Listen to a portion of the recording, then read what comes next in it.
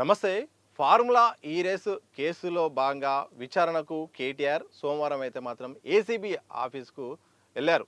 ఆ వెళ్ళిన క్రమంలో ఇటు తెలంగాణ భవన్ దగ్గర అలాగే ఏసీబీ ఆఫీస్ దగ్గర కూడా ఇటు బీఆర్ఎస్ శ్రేణులు పెద్ద ఎత్తున రావడంతో ఉద్రిక్తత పరిస్థితి అయితే నెలకొన్నది. ఇక తెలంగాణ భవన్లో ఆ రోజు అయితే మాత్రం ఇటు వందలాది మంది కార్యకర్తలు నేతలు రావడంతో కాస్త హడావుడి వాతావరణం అయితే ఆ రోజు కనిపించింది. ఒక సమయంలో పోలీసులు అయితే మాత్రం అదుపు చేయడానికి తెలంగాణ భవన్కు కూడా తాళాలు వేయాల్సిన పరిస్థితి వచ్చింది. ఇక మాజీ మంత్రి బీఆర్ఎస్ కీలక నేత హరీష్ రావు అయితే మాత్రం ఆ రోజు పూర్తి స్థాయిలో ఆయన మద్దతుగా నిలుస్తూ ఇటు పార్టీని అలాగే ఇటు కేటీఆర్కు అందుబాటులో అయితే ఉన్నారు. ఆ రోజు విచారణకు వెళ్తున్న కేటీఆర్కు దగ్గరే ఉండి స్వాగతం పలికి ఆయనకు భరోసా ఇస్తూ ముందుకు సాగనంపారు. అనంతరం తెలంగాణ భవన్లోనే హరీష్ రావు ఉన్నారు. ఇటు నేతలకు కార్యకర్తలకు అందుబాటులో ఉంటూ కూడా ఆయన జరుగుతున్న పరిణామాలపై కూడా చర్చించారు. ఇక 7 గంటల పాటు విచారణ జరిగింది. ఏసీబీ విచారణ అనంతరం కూడా తెలంగాణ భవన్కు మాజీ మంత్రి బీఆర్ఎస్ వర్కింగ్ ప్రెసిడెంట్ కేటీఆర్ వచ్చారు. కేటీఆర్ వచ్చిన క్రమంలో హరీష్ రావు ఆయనను స్వాగతం తెలిపి రిసీవ్ చేసుకున్నారు, ఆలింగనం చేసుకున్నారు, భరోసా కూడా ఇచ్చే ప్రయత్నం జరిగింది. అనంతరం ఇటు కార్యకర్తలకు కూడా నేతలకు కూడా అభివాదం చెప్పే ప్రయత్నం చేశారు కేటీఆర్. అనంతరం మీడియా సమావేశాన్ని నిర్వహించారు. మొదటగా హరీష్ రావు మాట్లాడుతూ ఇటు జరుగుతున్న పరిణామాలపైన, రాష్ట్ర రాజకీయాలపైన, ప్రభుత్వ తీరుపైన కేటీఆర్కు మద్దతుగా నిలుస్తూ ఆయన ప్రసంగం సాగింది. అనంతరం కేటీఆర్ కూడా మాట్లాడారు. కేటీఆర్ కూడా ఈ యొక్క కేసు వ్యవహారం ప్రభుత్వ తీరుపై మాట్లాడుతున్న మధ్యల నేపథ్యంలో ఒకేసారి హరీష్ రావు అక్కడి నుండి వెళ్ళిపోయారు. ఉన్న పలంగా ఒక్కసారిగా అక్కడి నుండి ఎందుకు వెళ్ళిపోయారు, హరీష్ రావుకు ఏమైందంటూ పెద్ద ఎత్తున చర్చ జరిగింది. ఒకవైపు పక్కనున్న నేతలు కూడా ఆయన ఎందుకు వెళ్తున్నాడో ఏమైందో కూడా చెప్పకుండా సడన్గా వెళ్ళిపోవడంతో ఏమన్నా జరిగిందా ఏమైందనే దానిపైన చాలామంది ప్రశ్నలు వ్యక్తం చేశారు. చాలామంది కూడా అనుమానాలు కూడా వ్యక్తం చేశారు, ఆశ్చర్యాన్ని కూడా లోనయ్యారు. ఇలాంటి సందర్భంలో హరీష్ రావు తీవ్ర జ్వరంతో అప్పటికే బాధపడుతున్నాడని కూడా తెలిసింది. అందులో భాగంగా హుటాహుటిన ఇక ఆరోగ్యం నిలకడ కోసమైతే మాత్రం బేగంపేటలోని నిమ్స్ హాస్పిటల్లో చేరారు. అనంతరం డాక్టర్లు కూడా పర్యవేక్షణ చేసి ఇక తీవ్రమైన జ్వరం ఉంది, ఆరోగ్యం బాగలేదు, నిలకడ ఉండే వరకు మాత్రం ఇక హాస్పిటల్లో ఉండాల్సిన అవసరం ఉందని కూడా డాక్టర్లు చెప్పారు. ఈ నేపథ్యంలో ఇక బుధవారం రోజు ఉదయం 7 గంటలకు ఆయన నిమ్స్ హాస్పిటల్ నుండి కూడా డిశ్చార్జ్ అయ్యారు. డిశ్చార్జ్ నేపథ్యంలో కూడా ఇటు డాక్టర్లు ఎట్టి పరిస్థితుల్లోనూ 3 నుండి 4 రోజుల పాటు మాత్రం పూర్తి స్థాయిలో బెడ్ రెస్ట్ అవసరం అని కూడా డాక్టర్ చెప్పారు. ఈ సందర్భాన్ని ఒకసారి వెనక్కి తిరిగి చూస్తే మాత్రం హరీష్ రావు ఆ రోజు సోమవారం పూర్తి స్థాయిలో తెలంగాణ భవన్లో అందుబాటులో ఉన్నారు. కేటీఆర్ వెళ్తున్న క్రమంలో దగ్గర ఉండి పంపించిన తర్వాత ఆయన వచ్చే వరకు అక్కడే ఉన్నారు. ఆ ఉన్న సందర్భంలో ఆ రోజు చాలా ఆరోగ్యపరంగా చాలా ఇబ్బందులు ఉన్నది. ఇటు జ్వరం ఉన్నప్పటికీ కూడా ఒకవైపు కేసీఆర్ ఫామ్ హౌస్లో ఉండగా మరోవైపు కవిత జాగృతి కార్యక్రమాలు ఉంది. కాస్త పార్టీకి దూరంగా ఉన్న నేపథ్యంలో ఇలాంటి ముఖ్యమైన సమయంలో అందుబాటులో ఉండాలి, లేకపోతే రాంగ్ మెసేజ్ వచ్చే అవకాశం ఉంటుంది.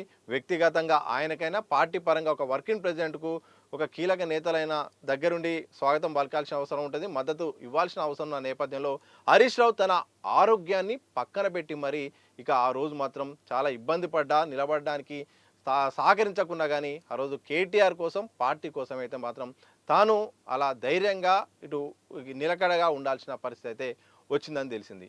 ఇటు శ్రేణుల్లోనూ నాయకుల్లోనూ ధైర్యం నింపుతూ కూడా తెలంగాణ భవన్లోనే ఉన్నారు, వాళ్ళతో చర్చించారు. అనంతరం ఒక్కసారిగా ఆయన బయటికి వెళ్ళాల్సిన పరిస్థితి వచ్చింది.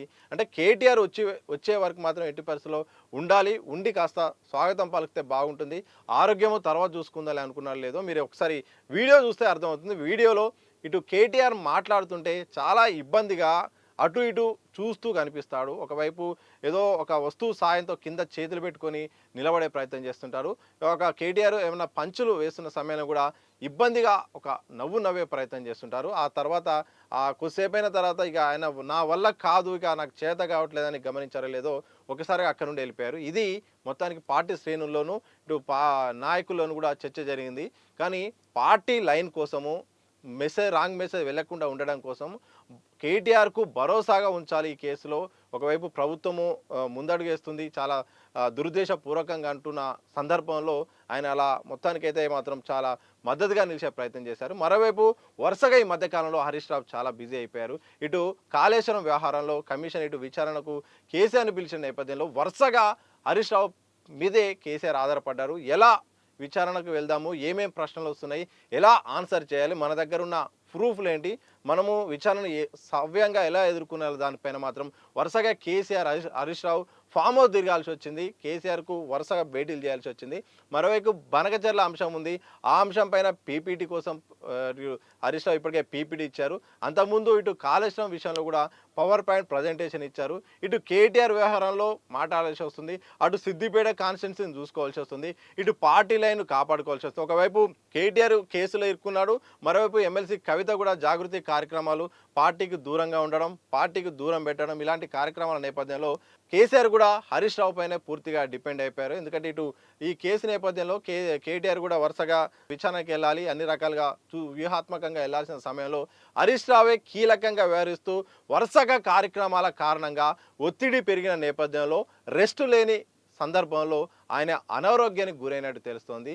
ఇలా మొత్తానికి పూర్తిగా అసలు జ్వరంతో ఉన్నప్పటికీ కూడా ఆ రోజు అందుబాటులో ఉంటూ ఆ తర్వాత హాస్పిటల్ చేరి మొత్తానికి బుధవారం అయితే మాత్రం డిశ్చార్జ్ అయ్యారు. ఇలా మొత్తానికి పార్టీ లైన్ కోసము, అలాగే కేటీఆర్ భరోసా ఇవ్వడానికి కోసము నేతల్లో అలాగే శ్రేణుల్లో ఒక పెద్ద దిక్కుగా అందుబాటులో ఉండి ధైర్యాన్ని కల్పించడం కోసం ఆరోగ్యాన్ని పక్కన పెట్టి కూడా మొత్తానికి బీఆర్ఎస్ మాజీ మంత్రి అలాగే ట్రబుల్ షూటర్గా పేర్కొన్న మొత్తానికి హరీష్ రావు అయితే మాత్రం సోమవారం రోజు ఆరోగ్యం పక్కన పెట్టి కూడా ఆయన స్త్రీలకు అందుబాటులో ఉండడం, కేటీఆర్కు మద్దతు తెలపడం కూడా ఇటు పార్టీలోను బయట కూడా అందరూ కూడా ఆశ్చర్యానికి గురి చేస్తుంది. అలాగే ఒక రకంగా హరీష్ రావు అంకిత భావం పట్ల కూడా అందరికీ ప్రశంసలు కూడా మొత్తానికి అయితే పార్టీ పరంగా కురిపిస్తున్నాయి. ఇలా మొత్తానికి హరీష్ రావు మాత్రం ఇటు కేసీఆర్కు విచారణ సమయంలో అన్ని సందర్భాల్లో అందుబాటులో ఉంటూనే, మరోవైపు అదే సమయంలో కేటీఆర్ కూడా మద్దతుగా నిలుస్తూ నేనున్నాను, ఏం కాదు, పార్టీ కోసం నేను ఎక్కడ దాకా వెళ్తానని కూడా